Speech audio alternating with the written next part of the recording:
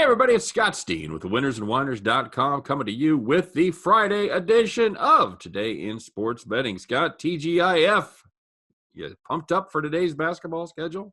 Well, I know we spent some time going through the card briefly before we ended up going on air, and I think we're excited somewhat for the NBA, kind of. Yeah. College was, it was a struggle to go through, which seems to be the trend of the past couple of days. I personally had a good day yesterday, both in college and the NBA, which was, the first good day I've had in a little while, so that was nice. But hopefully it carries over, and hopefully the cards get a lot better for college basketball in the future, which they will, because, of course, Saturday is the main day for college basketball. Yeah, I had a couple of college plays, and I threw them out there as premiums. But, man, it was a tough card to come up with multiple plays. I didn't find a lot of stuff that I love, so – and we talked about it where there's nothing other than what we've already given out.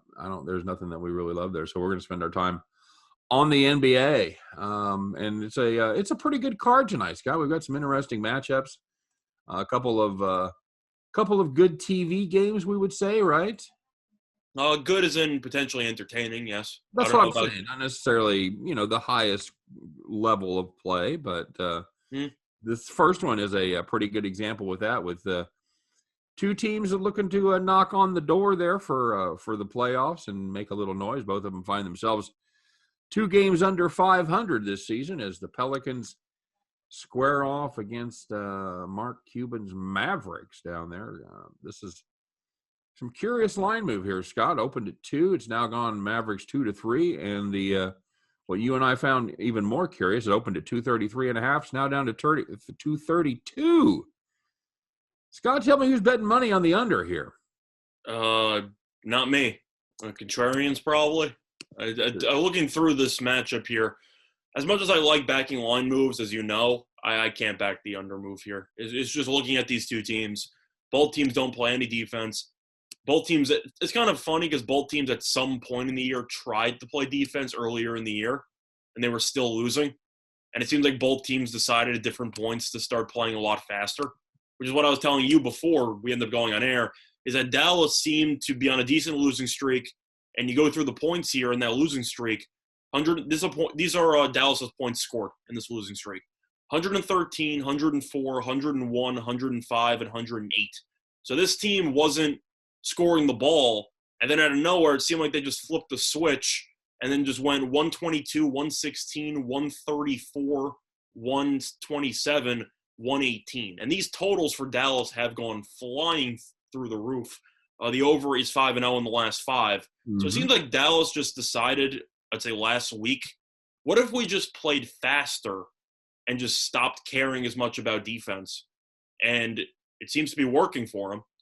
But I'm not going to suddenly look at Dallas and say, well, even though all the recent games are going over, I like the under here. I don't, because I saw the Pelicans play, and the Pelicans defensively had a little bit of a decent run against Memphis and Houston, 2 teams that are not the greatest offensively. We'll get into Memphis in a little while. But then as soon as you think the Pelicans turn a corner, winning 4 straight, they give up 129 to the Bulls, and they give up 8+ 3-pointers to both Zach LaVine and Kobe White, who became the first teammates in history to have 8+ 3-pointers apiece, which I cannot believe is not Steph Curry or Klay Thompson. Right. But either way, the point is that if you're giving up 129 points to the Bulls, I can't trust you to stop Doncic and the Mavericks. So if I don't like either defense in this matchup, I got to lean over. Yeah, the Pelicans, they definitely have been playing bad defense, at least on the road lately, giving up looks like 113 or more in about their last 6 on the road. So, and that's when you're giving up 113 to Indiana. That's like giving up 125 to somebody else. So, I don't see any other play here, Scott. I would lean Dallas, but I'm not going to actually take Dallas because both these teams are pretty inconsistent. I do like the current form Dallas has been in, but they haven't been covering during this winning streak. Yeah. We talked about that. They've won 4 or 5 and failed to cover 4 in a row.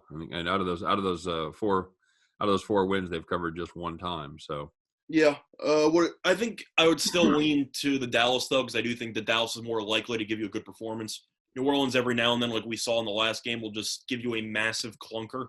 They just lose by like 15, Yeah. and you just don't really know what happened. But the Pelicans seem to have that type of performance, which teams usually have maybe 3 times a year, maybe a little bit more. They seem to have it every Tuesday. Like, it just seems to happen all the time with New Orleans, which is another reason why both of us aren't high on this team. So I'd lean Dallas, but I got it. Until I see Dallas go under, I got to take the over because that team's just been playing track meet basketball. Yeah, I think that's the play. It's this is a Pelicans team that can shat the bed against anybody. Lose by 13 last time out against Chicago. I'm sorry. Can you shat the bed? Yeah, but I don't think that's the right tense. No, it's really not. It's really not. I didn't figure you'd call me out on my correct tense, but as a journalist for winnersandwhiners.com, grammar is one of my strong suits. Is that right? No. Well, I mean, I started off saying, well, they shat the bed against Chicago the last time. That's better. That's better. Correctly. That's better. Okay. Been correct, but yeah. Anyway, bet the over, kids. Mm-hmm. And stay in school. Mm-hmm.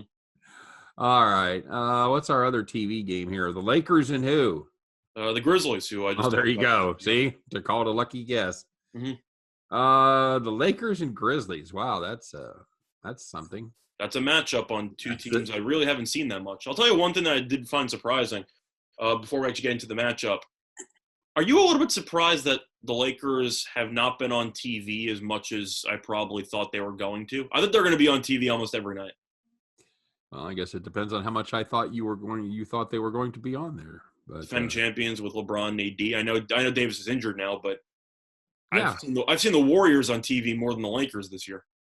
Well, yeah, I guess that's about Steph Curry coming back. I agree. I'm just a whole year without Steph Curry. How do we live? Mm-hmm. I just feel like the Lakers should be on TV more, but that's just my opinion. Hey, Scott, Anthony Davis is questionable for this one. Well, he's missed the last couple of games because, shocker, he's injured. I know he has a leg injury. This is the issue I had with Davis. I mean, I took the Lakers to win the title last year, and they won. I took them again to win this year in the middle of the season for a decent amount of units because I just think they're the best team. And the main issue I have with the Lakers every year is Anthony Davis going to survive? And the truth is, I don't think they care about meaningless regular season games in February. As long as Davis is healthy for the playoffs, then that's all that matters. So do I think Davis is going to play in this game? No, because I don't know why he would play in this game. The Lakers have won every game without him. We'll get into the actual recent performances by the Lakers because I actually like Memphis in the spot. But I think that Davis probably won't play because I don't know what the point is until he's 100% healthy. If you were losing a couple games or you were in danger of missing the playoffs, then sure, but the Lakers have the second best record in the Western Conference? Like, who cares? Okay. They won 6 in a row? Yeah, Lakers have been playing good ball lately. Yeah, so I don't think Davis is going to play. I don't really know why you'd even bother if he's not 100%. You know what they haven't been doing? Haven't been covering. Well, that was going to take me into my main point of why I like Memphis here. The Lakers have won 6 in a row. The issue is that each of the last 3 games have been very, very close against some pretty underwhelming teams in Oklahoma City twice and Detroit. All those games at home as well, so that's even more peculiar. But one thing to keep in mind is fatigue for the Lakers because each of the last 3 games have gone to overtime, which I find pretty fascinating because of the fact that, Oklahoma City, it's very rare you see a back-to-back where both games go to overtime. That's just very rare, but I'm kind of intrigued by that. But either way, that's a lot of extra minutes. You also had the Pistons game, which went to double overtime prior. So LeBron's played in every game. He's clearly going for MVP. I have a personal bet on LeBron to win MVP at plus 280 because he's clearly going for the award, and you know that the media is just going to vote for him regardless of what he even does. But I am kind of concerned that the Lakers have played so many extra minutes over the past week. And Memphis was on a losing streak, ended up scoring a lot of points against Charlotte, snapped the losing streak. These teams have played twice this season. Memphis was very, very close to winning the second time around, only lost by 2. But the Lakers don't really cover on a regular basis, and this team, I think, should be exhausted Because I'm assuming you'd agree, middle of the season, 3 straight overtime games is definitely not good for the legs. No, not especially not for an old team like that. Let me ask you this: does it bother you that Memphis is missing a lot of their depth? Well, they've been missing a decent amount of depth for the bulk of the season. I think the biggest thing for Memphis is the fact that even though Clark and Bane are out, I think Valanciunas coming back was kind of the huge piece for Memphis because Valanciunas missed a decent amount of time. He's come back. Since he's come back, 23-7, 27-20, 12-15. And without Anthony Davis, he can really eat against the Lakers. I mean, you want to go through who the Lakers actually have. You have Marc Gasol, who is, I'd say, politely speaking, well beyond his years. Is that fair? I mean, he's not the player he clearly once was. So I feel like that's just obvious. You have Montrezl Harrell, who's a good energy guy but plays no defense. Valanciunas can go for 20 and 20 in this game, and it really wouldn't surprise me. I think you'd agree with that. Yeah, that's he should be if Davis doesn't play. Yeah, I don't think he's going to. So if he doesn't, I mean, Marc Gasol plays what, like 16 to 20 minutes a game? Like, I think Valanciunas should have a pretty good matchup there. So I like Memphis. I think Josh should have a good matchup against Schroeder. I know Ja's been kind of terrible since he came back from injury, but Kyle Anderson's been good lately. But there's a couple of guys, but I just can't get over the overtime and the fact that the Lakers don't cover. It seems like a game where the Lakers will once again do what they normally do, which is sleepwalk through the first half and then wake up at some point in the late third quarter, early fourth, and they'll come from behind. But Memphis first half seems to be a decent look to me. Lakers, kind of like the playoff run, seem to just sleepwalk through or try to figure out their opponents for the first 24 minutes and then decide in the second half, all right, it's time for us to actually do something. All right, so you got the you taking Memphis +7. Yeah, I think I can't lay the 7 with the Lakers for this spot. I just think it's a terrible spot for the Lakers. Do you agree with that? It's not a good spot, I'll tell you that much. Yeah, with the overtime thing is certainly intriguing. I'm just, every time I want to believe in this Grizzlies team, they go out and just disappoint me to no end. I didn't say they're going to win. I just think that this game will come down to the wire, and people are going to be watching ESPN going, "Why are the Lakers not up 40 right now?" They failed. They failed to cover in 4 of their last 5. They're not a good cover team, which is the problem with backing the defending champions, that they're always overvalued by the market. I'm talking about Memphis, dude. Oh well, Memphis hasn't been covering either because they were on a pretty big losing streak. But it's just a spot for me. I just can't get over it. Okay. All right. Well, and then Memphis has been decent on the road up until just recently. Yeah.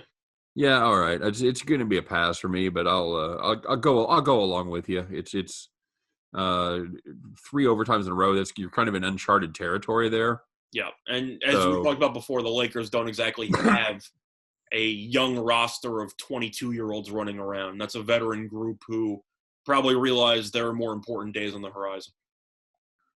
Yeah. Okay. Anything else grab you from this card? Well, looking through everything here, we talked about how Portland screwed you yesterday, which means they're probably going to lose outright to Cleveland.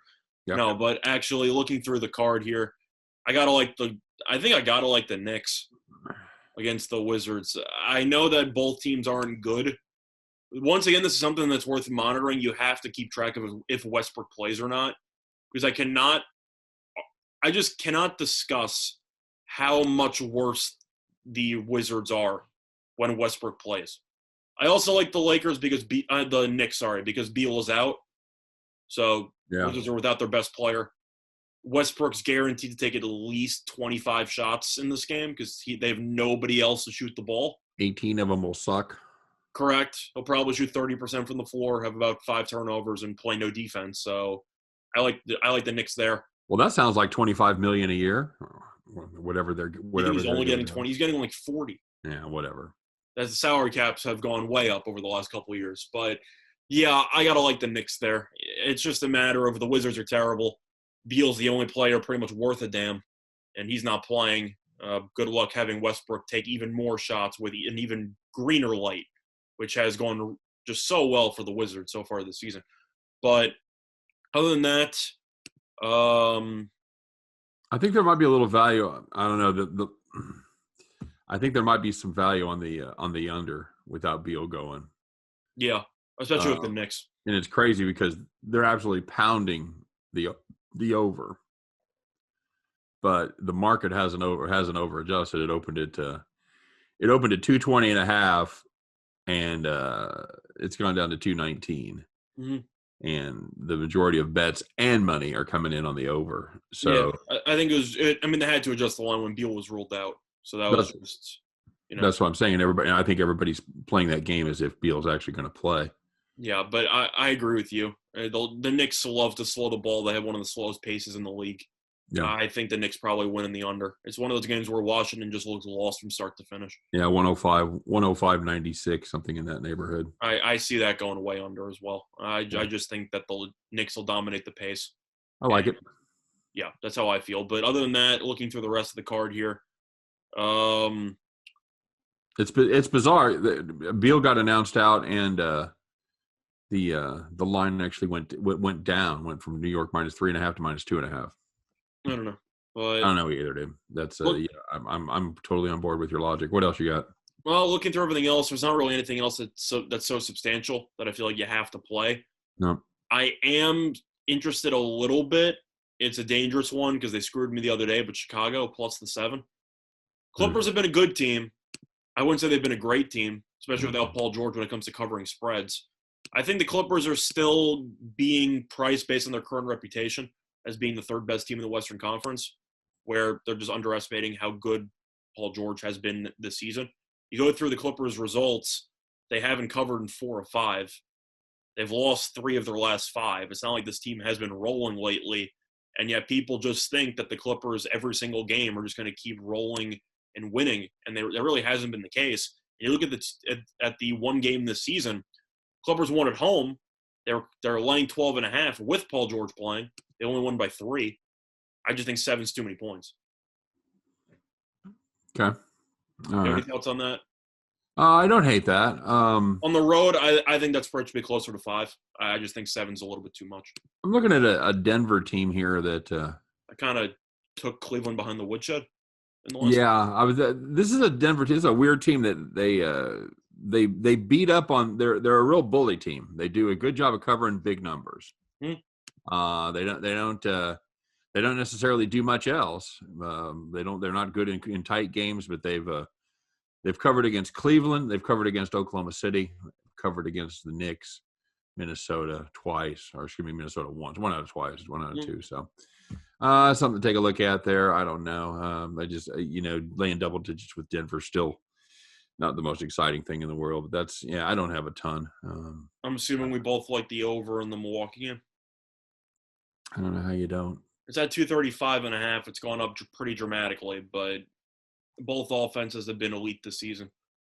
People are going to look at Utah and look at the name and go, 235.5, that's way too high. And then you look at these teams and just go, yeah, no, it's not.